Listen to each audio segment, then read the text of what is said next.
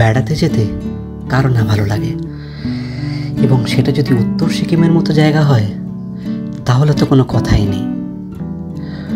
উত্তর সিকিম যেতে গেলে আপনাদের ট্রিপ শুরু হবে গ্যাংটক থেকে। গ্যাংটক সিকিমের ক্যাপিটাল আর এক অপরূপ সুন্দর শহর, যেন কোনো ক্যানভাসে আঁকা ছবি। এই শহরে আজও জোনাকিরা ভিড় করে। রাতের মায়াবী আলো আমাদের জানান দেয় আজও জোনাকিরা বেঁচে আছে এ শহরে, শুধু খুঁজে নেওয়া বাকি। তো hello guys, welcome to another video of Ghuronchondi Bongs. তো আজকে আমরা যাচ্ছি হচ্ছে নর্থ সিকিম, এবং এটা হচ্ছে পদাতিক এক্সপ্রেস। আর আমাদের আজ এবারে বিশাল বড় টিম যাচ্ছে। এরা সৌরভ আছে, সৌরভকে তোমরা আগে দেখেছো, সৌরভের বোন। আর এখানে এটা বর্দা, মানু, রিয়া, টুটু, আর প্রচুর লোক আছে, ভেতরে সবাই আছে। তো এবারে আমাদের ভেতরে দেখিয়ে দেবো আমি। আর এবারে আমাদের বিশাল বড় টিম যাচ্ছে, তো টোটাল আমাদের 18 জন যাচ্ছে। তো বিশাল ট্রিপ হতে চলেছে। এবার দেখা যাক যে সিকিমে গিয়ে কেমন কি হয়। তো যাই হোক, আমরা তো ভীষণ এক্সাইটেড। সৌরভ, কেমন লাগছে বল? ওটা ট্রিপ মানে আগে চালু হোক, তারপরে বলবো কেমন লাগছে। মা, কেমন লাগছে তোমার?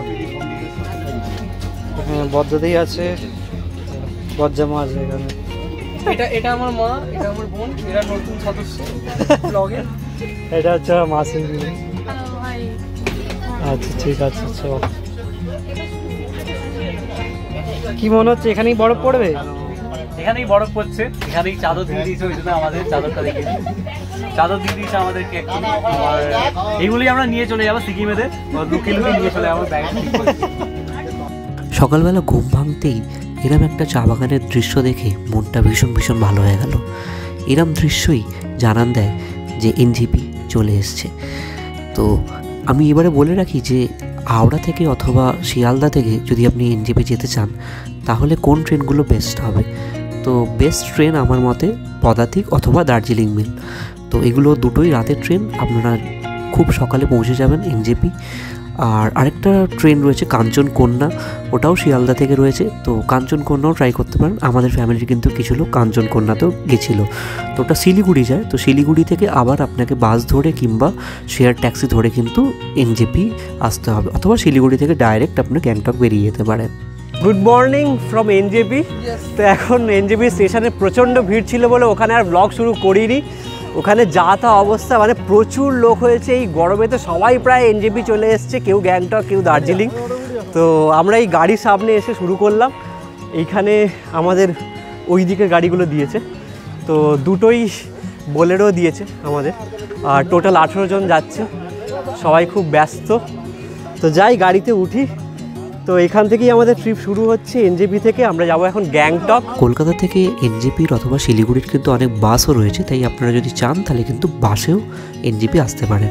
আর এনজেপি থেকে গ্যাংটক যেতে 4 ঘন্টা লাগে, তাই ওই দিনকে আর কিছুই করার থাকবে না। জাস্ট এনজেপি পৌঁছে একটু ফ্রেশ হয়ে নিন আর লাঞ্চ করে বিকেলে বেরিয়ে পড়ুন ফেমাস এমজি মার্গ ঘুরতে। তো এই আমাদের এই শিবক রোড ধরে গাড়ি এখন ওপরে উঠছে। এই দিকে হচ্ছে তিস্তা নদী, এবং গাড়ি থেমেছে কিন্তু একটা খুব অদ্ভুত কারণে। বিশাল জ্যাম লেগেছে ওই দিকটাতে, পুরো গাড়ি সব দাঁড়িয়ে আছে। তো মারাত্মক জ্যাম লেগেছে। আমি জানি না জ্যামের কি কারণ, কিন্তু যা তা অবস্থা। আমি জানিও না যে এবারে কতটা তাড়াতাড়ি জ্যামটা ক্লিয়ার হবে। তো যাই হোক, এটার জন্য একটাই জিনিস যেটা ভালো হয়েছে, সেটা হচ্ছে একটা অসাধারণ ভিউ পাওয়া গেছে আমার উল্টো দিকে এইখানটাতে। তো ব্যাক ক্যামেরা করে আমি ভালোভাবে দেখাই। তো এই জ্যামের জন্য সবাই এখন গাড়ি থেকে নেমে পড়েছে, এবং জায়গাটা সত্যি দেখারই মতো। দুর্দান্ত ভিউ। এই তিস্তা নদী বয়ে গেছে।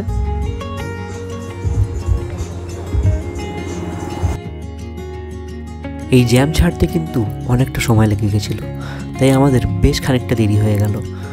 তারপর ফাইনালি জ্যাম ছাড়ার পরে আমরা তিস্তা নদী ধরে চললাম গ্যাংটকের উদ্দেশ্যেতে। তো অনেকটা জার্নির পরে মাঝখানে একটা হল্ট দেওয়া হয়েছে। এই জায়গাটার নাম হচ্ছে গেইল খোলা। এই যে এই গেইল খোলার একটা ছোট একটা রেস্টুরেন্টে, রুবিন রেস্টুরেন্ট বলে, ওখানে আমরা এখন ওই মোমো বা এরকম মানে ছোটোখাটো স্ন্যাক্স জাতীয় কিছু খাওয়াবে, হয় স্যান্ডউইচ না হয় মোমো। তো আমি ভাবছি মোমোই খাবো। তো তো এইখানে একটা হল্ট দেওয়া হয়েছে, এরপরে এখান থেকে খেয়ে দিয়ে তারপরে একদম গ্যাংটকের উদ্দেশ্যে রওনা দেওয়া হবে। কিছু গরিব মানুষেরা বালক ভোজনের জন্য তৈরি হয়েছে। কি মোমো খাবে? চিকেন মোমো তো নেই, ভেজ মোমো আছে। সেই তো এই বালক ভোজনের জন্য সবাই তৈরি হয়েছে। এই যে এই অবস্থা। সৌরভ কি খাবে তুমি? ভেজ মোমো। আপাতত সবাইকে ভেজ মোমোই খেতে হচ্ছে। তুমি কি খাবে গো বলে দাও? ওয়াই খাবে। আরে সাবাস, বিশাল ব্যাপার। এই যে ক্যাপ্টেন আমাদের। অগত্যা চিকেন মোমো না পেয়ে ভেজ মোমো দিয়ে ওই দিনটা কাজ চালাতে হলো। কিছুটা যাওয়ার পরে আমাদের চোখে পড়লো এরকম একটা ওয়েলকাম টু সিকিম লেখা গেট। আমরা বুঝলাম যে সিকিম চলে এসছে। সিকিমে প্রবেশ করার সাথে সাথেই এরকম ছোট ছোট কিছু টানেলস আমাদের রাস্তায় আমাদের সঙ্গী হলো। ফাইনালি আমরা অনেক কষ্ট করে গ্যাংটক পৌঁছেছি এবং এখনও আমরা এমজি মার্গ অব্দি পৌঁছতে পারিনি। আর আমার সাথে এখন সুমন আছে। সুমনকে তোমরা আগে ব্লগেতে দেখেছো, তো সুমনরাও যাচ্ছে আমাদের সঙ্গে। আর ওরা আর কি মানে শিলিগুড়ি থেকে ওরা বাসেতে এসছে, তা আমরা ওই জন্য ওদের সাথে দেখা হয়নি, এইমাত্র দেখা হলো। আর আমরা ওখান থেকে মানে এনজেপি থেকে ওরা দেওরালি বাস স্ট্যান্ডে নামায় যে গাড়িটা, ওটা কিন্তু ডাইরেক্ট এমজি মার্গ যায় না। তো যদি ডাইরেক্ট মানে যদি এমজি মার্গ যেতে হয় তাহলে দেওরালি থেকে আবার ট্যাক্সি ধরতে হয়। তো মোটামুটি ট্যাক্সি ওই 300 টাকা মতো নেয়, যে ওখান থেকে মানে দেওরালি থেকে একদম এমজি মার্গ অব্দি আপনাকে পৌঁছে দেবে। গোটা গাড়িটা 300 টাকা নেবে। আর এরকমই এদের এখানে এরকমই সিস্টেম।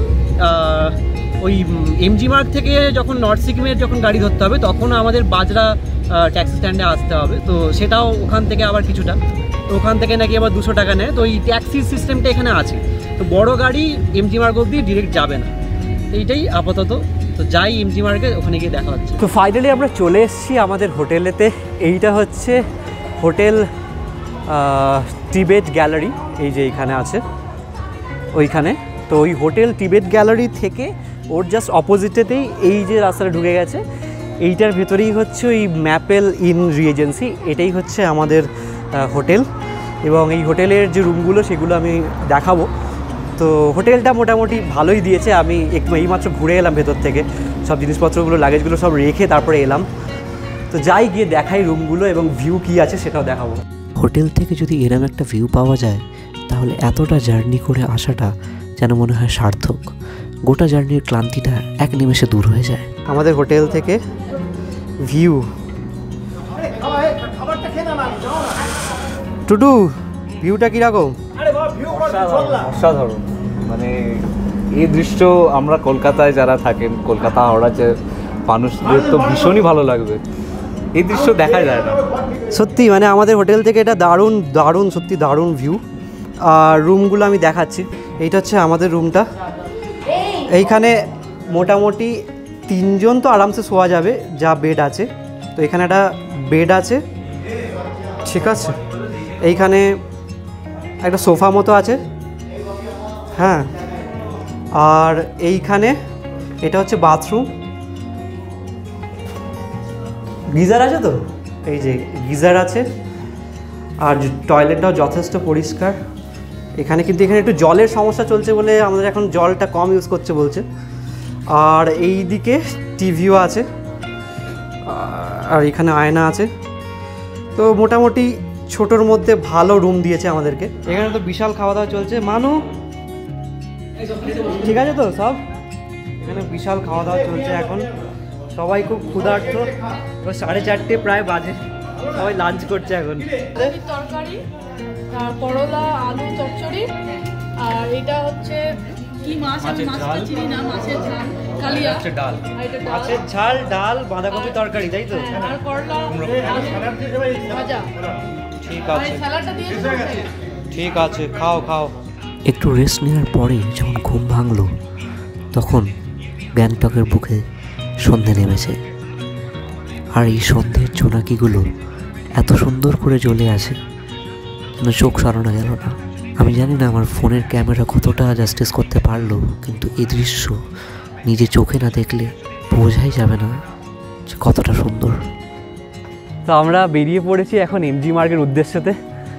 আর এখানটা বেশ ভালোই চড়াই আছে। আর আমাদের বেশ ভালো ঠান্ডা লেগেছে, মানে মোটামুটি সবাই সোয়েটার জ্যাকেট সবাই পরে নিয়েছে। আর এটাই তো, যাই এমজি মার্গটা দেখাবো। তো সৌরভ বলো এমজি মার্গে এসে কেমন লাগছে? খুবই ভালো লাগছে, খুব জমজমাট একটা জায়গা।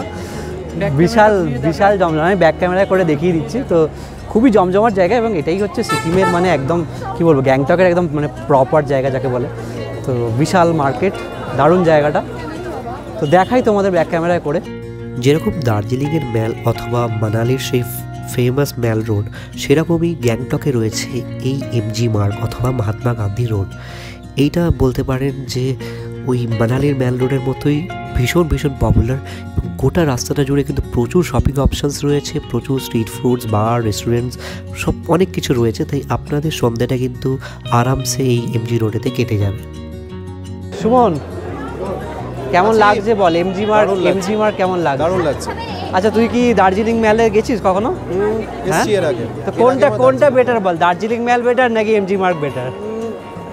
দার্জিলিং ম্যাল আর এমজি মার্গ দুটো দু রকম। এমজি মার্গ হচ্ছে পুরোটাই হাঁটা, আর দার্জিলিং ম্যালটা হচ্ছে সেই জমজমাট একটাই জায়গাতে, মানে সবাই একসাথে এসে সেই আড্ডা দিচ্ছে, আছে এখানে, হ্যাঁ স্টেজ মতো আছে। ওই দার্জিলিং ম্যালে একটা অন্য রকম আর কি, একটাই গোল মতো জায়গাতে। কোনো কম্প্যারিজন আমি আর করতে চাই না। এমজি মার্গটা অনেকটা হাঁটা পথ, মানে প্রায় 2-3 কিলোমিটার প্রায়, আর অনেকটা হাঁটা পথ। এবং এই গোটা হাঁটা রাস্তাটাতেই এরকম পুরো মার্কেট আছে, এরকম প্রচুর দোকান আছে, এবং সবারই প্রায় একই রকম প্রাইস আর কি। খুব একটা আমরা বার্গেনিং করেও কমাতে পারবো। কলকাতা ধর্মতলার মতো বলছে বাপি। তো ফাইনালি আমরা এমজি মার্গ থেকে ফিরে ডিনার করে নিয়েছি। ডিনারে আজকে ছিল হচ্ছে ওই মাংস আর রুটি, ঠিক আছে, এই ছিল। মাংস এমনি নর্মালি করেছিল, আর রুটি তো আর কি বলবো। আর এটা পুরোটাই আর কি ট্রাভেল এজেন্টই অ্যারেঞ্জ করেছে, তো ওরাই আর কি সব খাওয়া দাওয়া ওরাই দিচ্ছে। আর ট্রাভেল এজেন্টের নাম হচ্ছে ট্যুর কিংডম। তো ওদের আমি ফোন নাম্বার ডেসক্রিপশানে দিয়ে দেবো। তো ওই প্যাকেজটা আপনারা মানে ফোন করে জেনে নেবেন যে কত প্যাকেজ চলছে, কারণ অনেক সিজন টু সিজন ওটা ভ্যারি করে। সেই জন্যে ওই ট্রাভেল এজেন্টের নাম্বারটা আমি দিয়ে দেবো ডেসক্রিপশানে, ওখান থেকে আপনারা কল করে সব ডিটেলস পেয়ে যাবেন। আর এইভাবেই আমাদের ফার্স্ট ডেটা শেষ হলো গ্যাংটকেতে। কালকে আমরা যাব লাচেন, তো ওইখানেই আপাতত কালকে মানে গ্যাংটক থেকে লাচেন যেতেই আমাদের সারাদিনটা চলে যাবে, আর রাস্তায় যা পড়বে সেগুলোই দেখব। তো আপাতত এটাই প্ল্যান, তাড়াতাড়ি ঘুমোতে হবে। তো চলো ফার্স্ট ডেটা এভাবেই এন্ড করছি, টাটা।